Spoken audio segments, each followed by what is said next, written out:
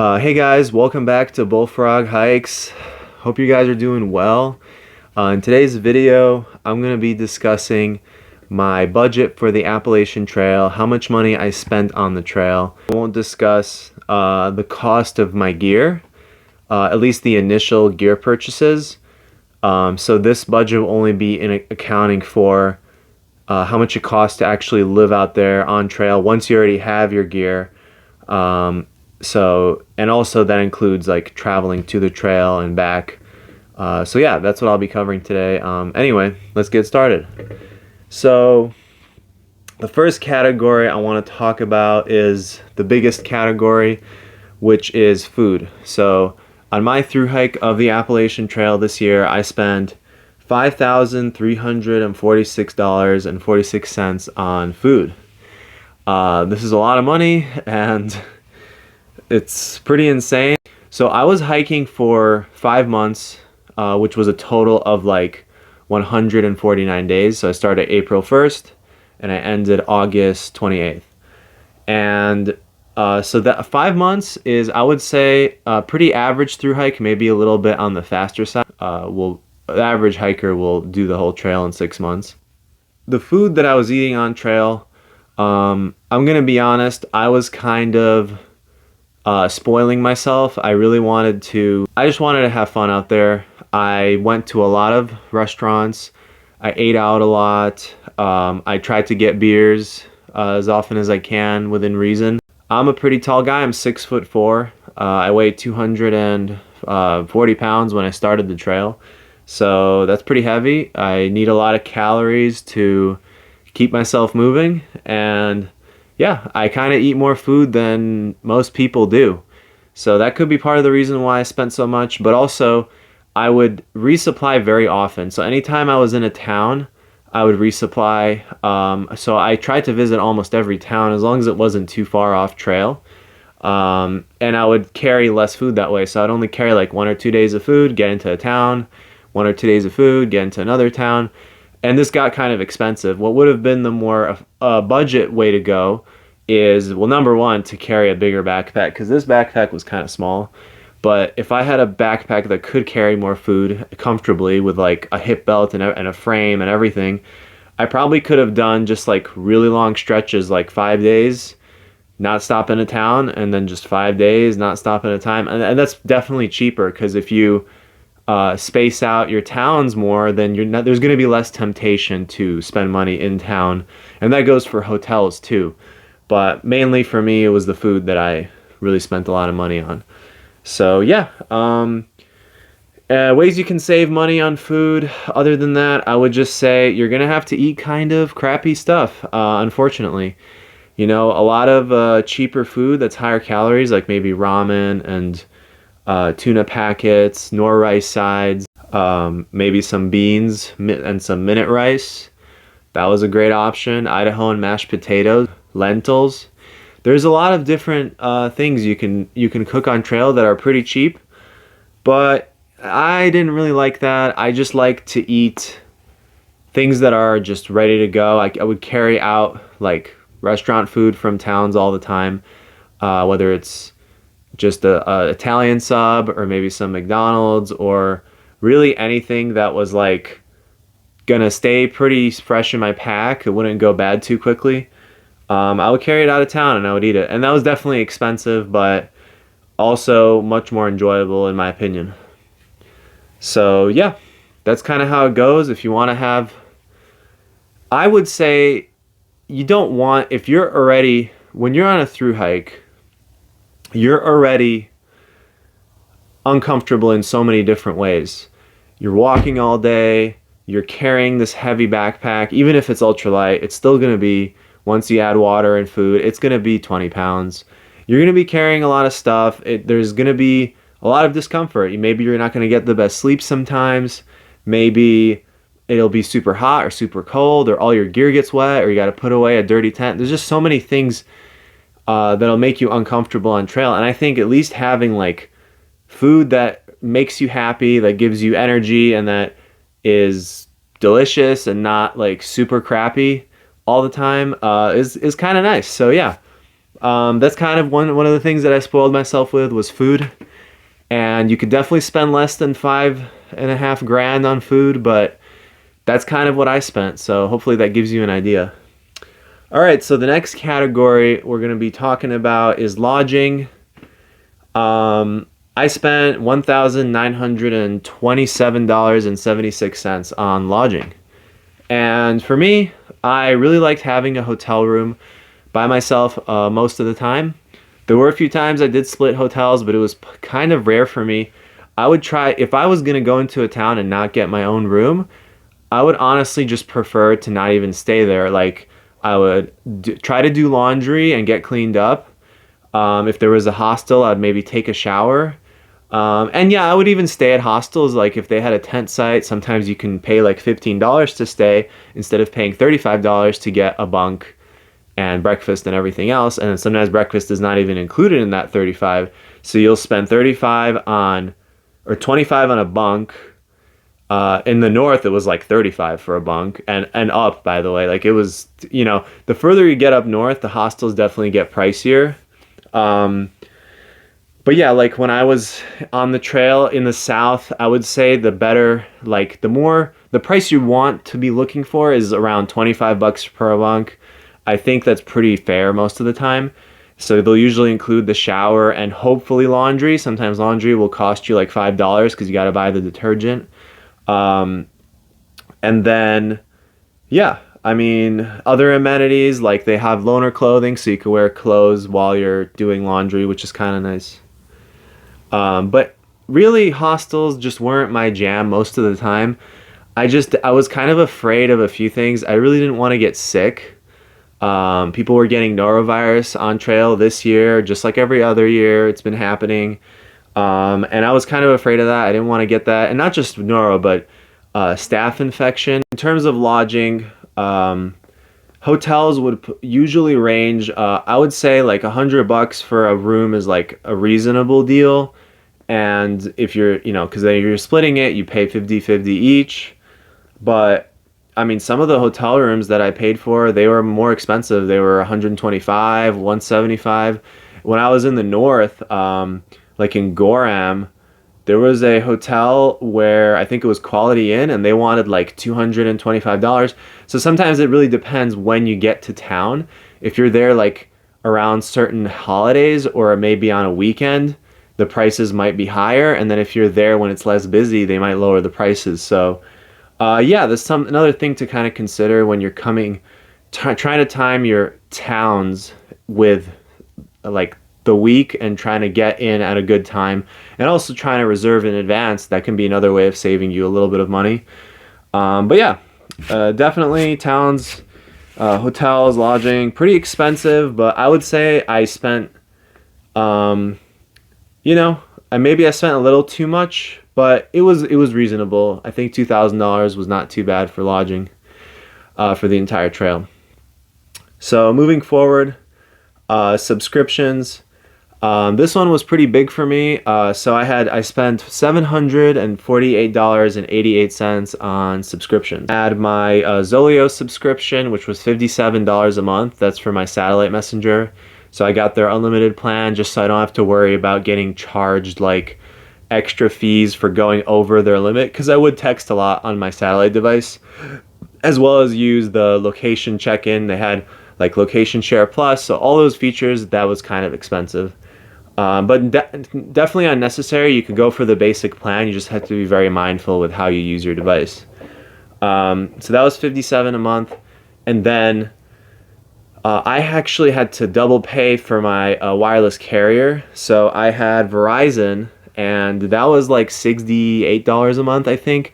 But then when I signed up for it, it was like another $120 or whatever extra. So there were all these fees involved, and the main reason I signed up for it was because my service was like really bad in the south for some reason. I was on T-Mobile and I just couldn't reach anyone. People were worried about me, so I was like, I have to get Verizon because like this is like horrible. I needed to have internet, at least some of the time when I'm like in a town or in the mountains, like on a really high up peak, I could at least send a message or whatever. Like it's just, I ended up having to do that. So that was kind of expensive. I also had YouTube Premium.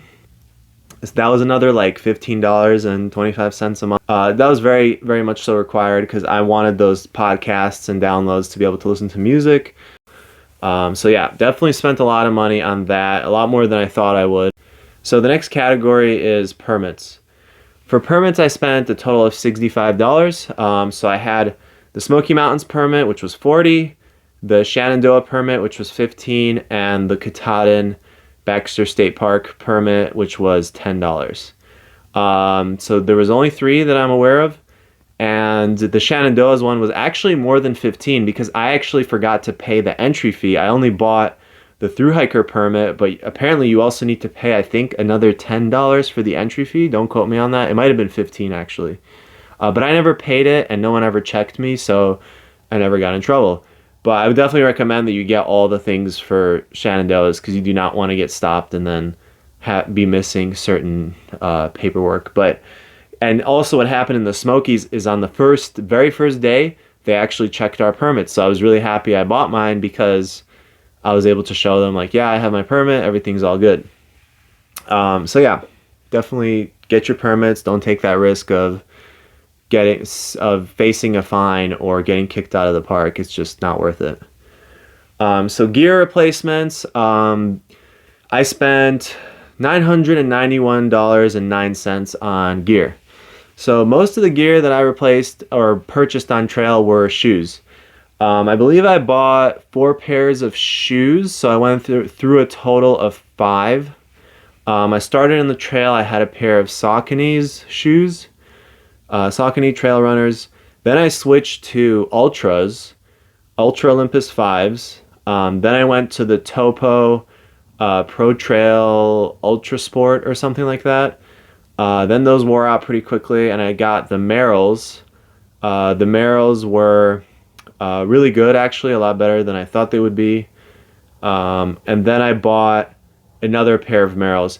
But I bought a total of 5 shoes, and I only used 4 because one of those pairs got lost in the mail, and then I just lost like $150 because the post office, what happened was I ordered them to a town and Amazon didn't ship it like fast enough basically. So by the time they shipped it, I already wasn't in that town, and I thought, oh, that's not a big deal. I'll just call up the post office and have them like send it up ahead. That did not work because the post office just never picked up their phone. I was not able to reach them. I went on their website. I literally tried everything, and this post office had horrible reviews. It was the one in North Adams, I believe, or it might have been the town right next to North Adams. But yeah, that post office, my shoes are probably still there. I don't know what happened to them, but I never saw them again, and I ended up having to buy another pair. So yeah, I bought a total of 5 pairs, and that's pretty expensive.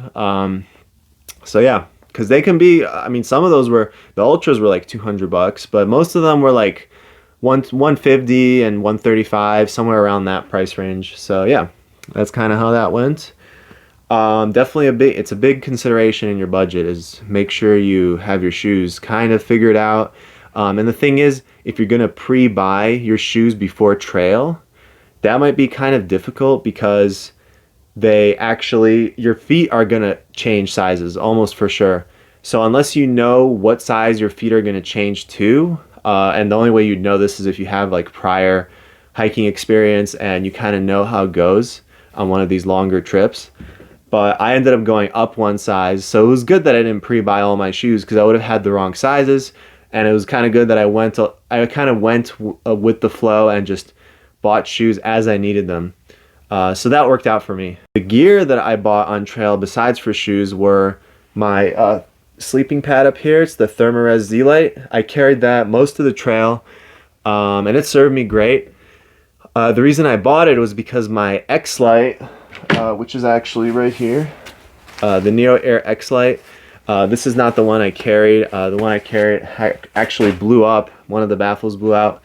So I needed to warranty it, and while I was waiting for all this to happen, that foam pad is all I used, and it was really comfortable. I think I had it from Hot Springs, and I carried it all the way to North Adams. So that's a really long time. And I did have my I also had my Neo Air Uber Light some of the time, because this pad, the Uber Light, I had at home, and that was mailed to me, but that I already purchased that item like beforehand. So when it started to get rocky, like around Pennsylvania, I had my mom send me the Uber Light back, and that was like really good because I combined the two and it worked out great.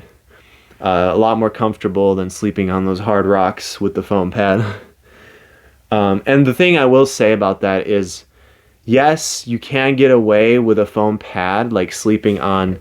You'll usually find camping tent sites that are like pretty good, but it just limits your options, you know? Like if sometimes you want to sleep on the top of that mountain with like a cool view, because the people you're hiking with are just like, hey, you know, we're gonna cowboy camp up here, well, you know, get the sunrise in the morning. Like you want to kind of have options with that. You don't want to limit yourself with the foam pad necessarily. So yeah, just keep something to keep in mind if you're gonna go that route.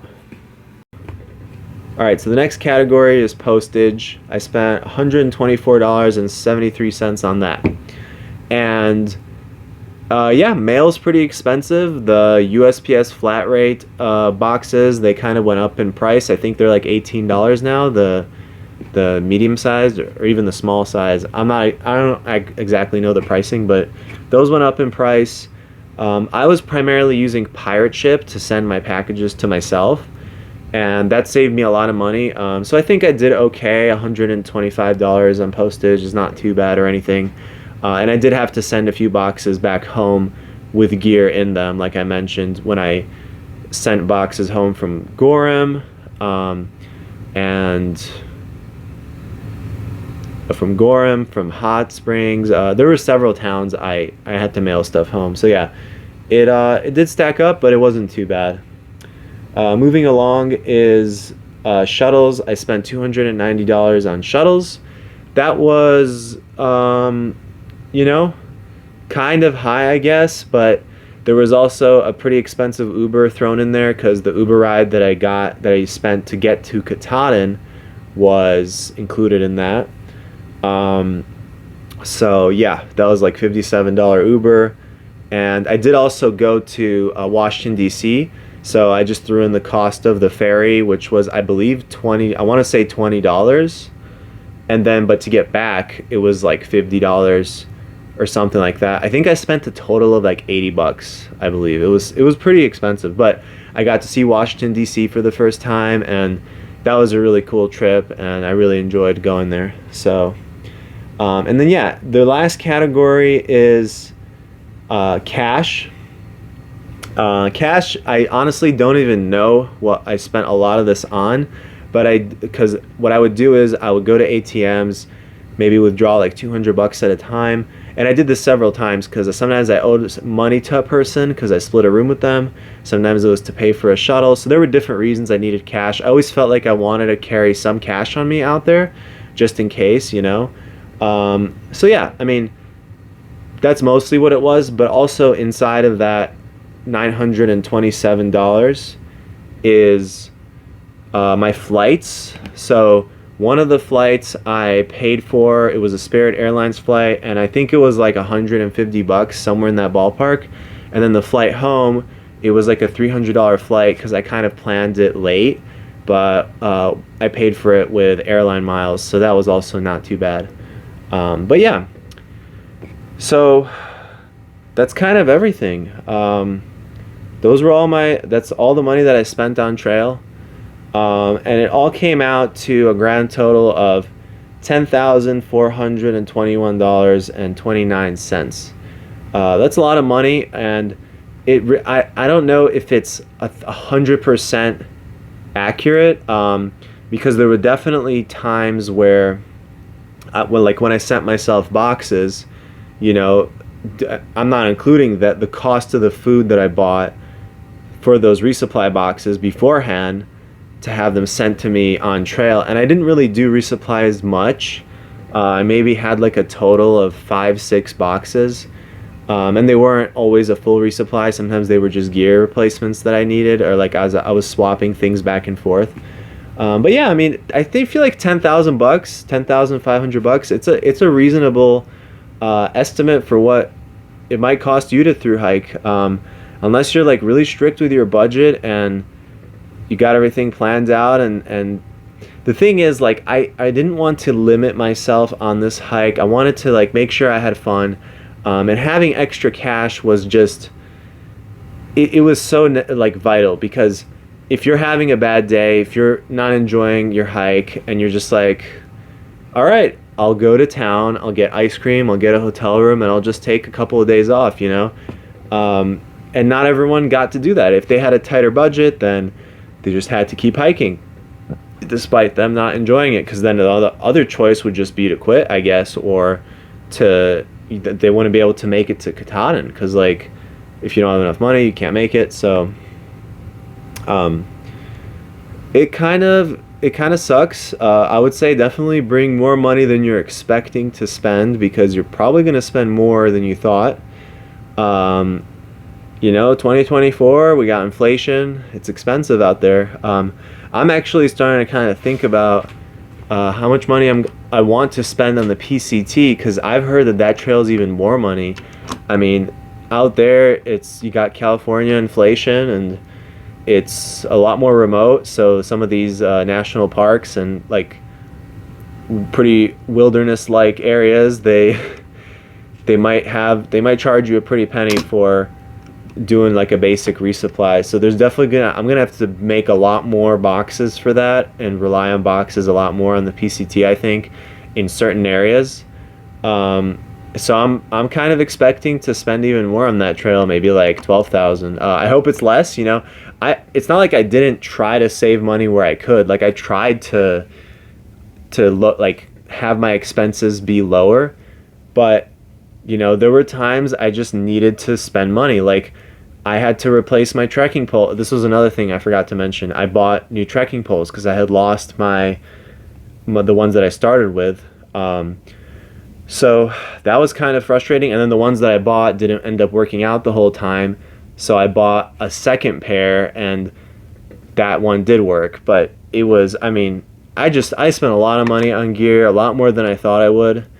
And yeah, it was expensive, guys, but I think it was worth it. I think that everything kind of worked out in the end, and I did get the experience that I was expecting. I had a lot of fun.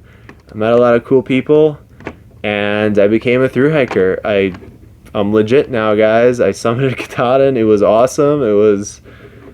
I would do it again, honestly, but maybe not next year. I kind of want to try some other trails and see what else the beautiful United States has to offer before doing the AT again. But yeah, definitely going to be doing the PCT, maybe the CDT one day. But yeah, PCT is what I got on my mind right now. And